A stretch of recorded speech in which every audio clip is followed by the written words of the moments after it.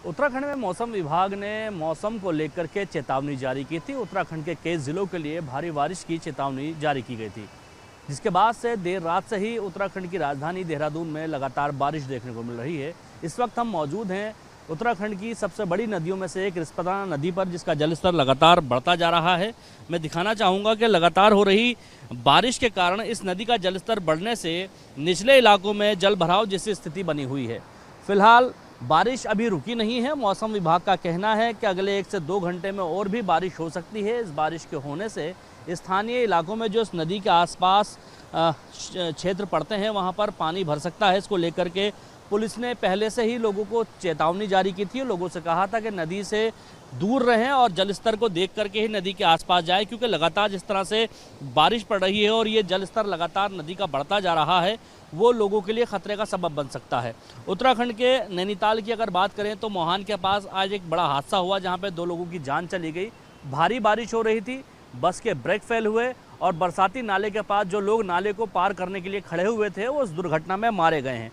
वैसे ही देहरादून के आसपास के कुछ इलाकों में टपकेश्वर महादेव हो या फिर रिस्पना नदी हो या फिर मालदेवता हो, यहाँ पर भारी बारिश देखने को मिली है। ऐसे बारिश में जो नदियां हैं इनका जलस्तर लगातार बढ़ता जा रहा है। वहीं उत्तराखंड के अंदर आप सभी को मालूम है कि एक बड़ी त्रासदी आई है और इस बारिश के कारण वहाँ भी जिस तरह से रेस्क्यू ऑपरेशन में परेशानी आ रही है वो भी एक बड़ा मामला है। फिलहाल मौसम विभाग का कहना है कि जिस तरह से लगातार बारिश हो रही है, आने वाले कुछ समय में और भी मौसम ख़राब रह सकता है। लिहाजा लोगों से कहा गया है कि सावधानी बरतें और सावधानी के साथ ही नदी नालों को पार करें, क्योंकि जिस तरह से बारिश में जल भराव होता है और लगातार बारिश होने से नदियों का जलस्तर बढ़ता है, उससे लोगों को खतरा बन सकता है। फिलहाल नदियों से दूर रहने के लिए कहा गया है। जो बरसाती नाले हैं उनको पानी का जलस्तर देख करके ही पार करने के लिए कहा गया है। पुलिस ने ऐसे जगहों पर पुलिस के जवानों की तैनाती की है जहां पर ज़्यादा पानी आने से लोगों को खतरा बन जाता है। लोगों से कहा गया है कि ऐसे जगहों पर जाने से बचें।